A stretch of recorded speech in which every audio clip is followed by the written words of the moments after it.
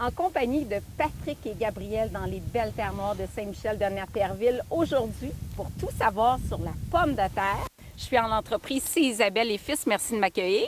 Bienvenue. C'est la pleine saison? Oui, pleine saison, on est dans le temps des récoltes.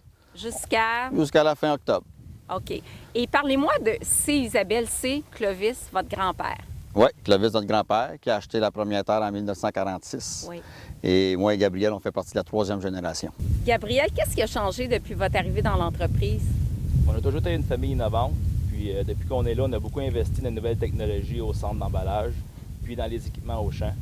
Puis dernièrement, on a beaucoup développé des sacs de 10 livres en papier 100% compostables et des sacs de plastique recyclables. Wow, quelle belle initiative. Bravo, vraiment. Puis en termes de variété, il y en a combien ici, là? On en cultive une quinzaine de variétés sur de la ronde blanche, rouge, jaune et aussi de la pomme de terre A7. Puis la rouge, là, on voit, est tellement belle. Là. La terre noire, comment elle contribue au développement de cette pomme de terre-là? La terre noire est constituée principalement de matière organique Oui. et elle joue un rôle sur la couleur de notre pomme de terre, qui fait une couleur plus vive.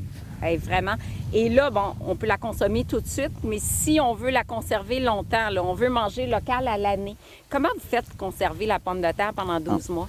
Une fois récoltée, la pomme de terre est placée en caisses de bois. Oui. Les caisses sont entreposées dans des chambres réfrigérées et l'humidité est également contrôlée à un taux assez élevé. Puis là, on peut conserver plusieurs mois comme ça. On la conserve jusqu'en juillet, jusqu'à temps que la nouvelle récolte peut arriver.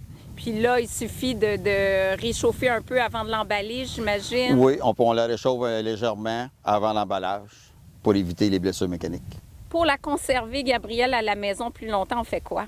Idéalement, c'est dans un endroit sombre et humide, comme exemple dans un garage ou en dessous du lévier. Puis là, on la conserve combien de temps comme ça? On peut la conserver plusieurs semaines. Plusieurs semaines. Ça vaut la peine parce que je peux vous dire que la pomme de terre, c'est super nutritif. Vitamine C, potassium, beaucoup de fibres, encore plus si on conserve la pleure. Puis là, cette pleure-là, elle est super bonne. C'est vraiment, vraiment un légume nutritif. Et puis manger local, bien, je pense que c'est le mot de la fin, hein? Manger local, c'est ce qu'on souhaite pour tous les consommateurs.